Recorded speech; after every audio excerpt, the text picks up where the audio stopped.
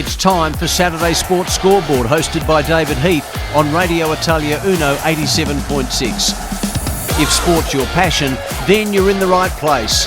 Scores from across the globe, the country and locally. Interviews, comment, your calls and plenty of fun. So let's introduce the host of our show. Here's Heathy. Hilton Cartwright as well. South Australia just doesn't have the depth. But why? Why? Well, I mean, that's the key question. Right now, it's probably not an attractive place to come and play your cricket. Well, I would have thought. If you're a journeyman cricketer, yeah, it's probably you're going to go to Western Australia or Brisbane, or Victoria. But why though? Why are you saying that? What's the reason? Because of the lack of success of the team. Yeah. Different for the BBL because we've done pretty well in the BBL. We only won one a couple of years ago.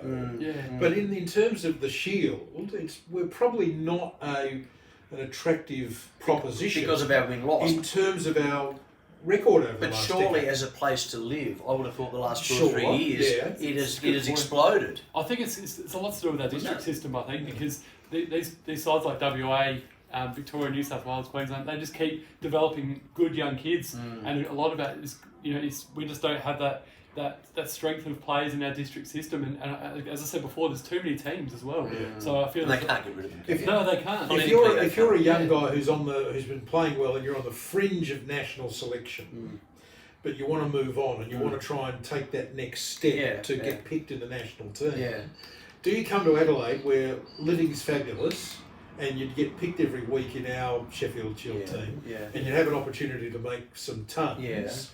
But do you go to Perth, where the Western Australian team's going to be winning all the time, or do you go to Melbourne, where the Victorian team's going to? Well, it depends on whether it's important that the team wins or you get runs. So then, from the other point of view as well, with Victoria and New South Wales, because they're so strong, you might not get an opportunity. That's right. So that's the other thing as well. That's a great point. But we have picked up a couple of young guys. We picked up Jake Carter from WA, and he's been going okay. I think he scored a half century in the second innings, and Henry Hunt scored 100. So there is a couple of young guys that are okay, but it's just we just simply can't compete with these really good sides. And I think you're right. We just can't get the players here, and our depth is simply not strong enough. And then you lose guys like Carey and Head, and we just don't have guys to back them up. No. So footy, SANFL, the story of the last couple of days. We were talking earlier with Michael Aish and I think we didn't talk to Charlie about it, did he? Charlie Walsh. So Wayne Phillips was involved. And Flipper as well. So two things. I'm not necessarily that interested in the rule change and the fact that everyone's up in arms. What I'm interested in is where the SANFL is going to be in 2 years' time if all these players are going to leave, go to the country, get a job at a real estate agency where they pay him $120,000 for coming in for 2 hours, and he plays for the local club. So what does that mean? What does this mean? Concern. Not only the other thing that really concerns me as well is also, I'm okay, thank you mate, is these players like your Menzels, they went to the Eagles, won a premiership. Obviously they want to go and play with other clubs where they're successful. We've seen in the AFL as well that guys like Lynch leave the Suns and then go and play at Richmond. But the SANFL has to do something about, because we're just, the Westies and Centrals of the world are never going to get strong and compete with the sides like the Eagles and North Adelaide, and if they're going to lose all these players. For example, well, Norwood just lost 12 players. They did, and Duncan and Duval, two of West Adelaide's good players, just then, I want success, I'm going to go and play at South and the Eagles. And poor Westies are going to struggle again because they can't keep these players. But if this continues, though, the problem is that the quality of the SANFL in 2 very quick years is going to drop 30%. Exactly right. Don't you agree? I totally agree. And interestingly, now you'd know more about this than I would. So from what I gather, a lot of these players are going to the country, or they go to the amateur clubs. Both. Okay. What about then all of a sudden if Eddie Maguire's organisation through Cos Cardone thinks, well, at the moment we're producing programs around the SANFL, but hang on, the amateurs are even higher quality.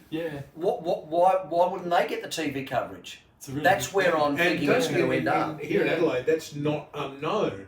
I can remember the SAFA competition being televised by Channel 9. Totally. There'd be a SAFA, South Australian Football Association game on the telly on Sunday afternoons, covered by Channel 9. So it's not unusual for our local media to concentrate on a league that is not in Melbourne they've been doing the VFL for years. Exactly. Peter Donegan was hosting it 25 years ago. Spot on. And then the next thing as well, I personally think the sooner they put Port and the Crows in a national reserves competition, the better. Because how good it would be to go and watch the showdown, and you got Port and the Crows playing before that in the national reserves competition. Yeah, like it used to be back in the day with the sample. Do you think that's going to happen though? I think one day. Do you think it's one going to day, happen? Rowe was saying it the other day. I agree with Bevo. I think it will one day. Yeah. And I think it'll be fantastic. Well, that's the end of the SANFL then. Oh no, I don't think so, because we saw last year we had 8 teams. It was a great competition. We still had really good grand final, good crowds as well. Well, for me it was a great competition until we got to grand final. I know that was a disaster.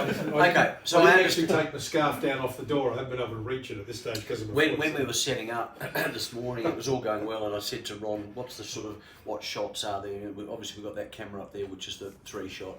Then we've got this camera on you and I, and then we've got that one on David, right? And we're looking at, and I said to Ron, I said, can I just check, the background for David? We had to take the book out. There was a book there.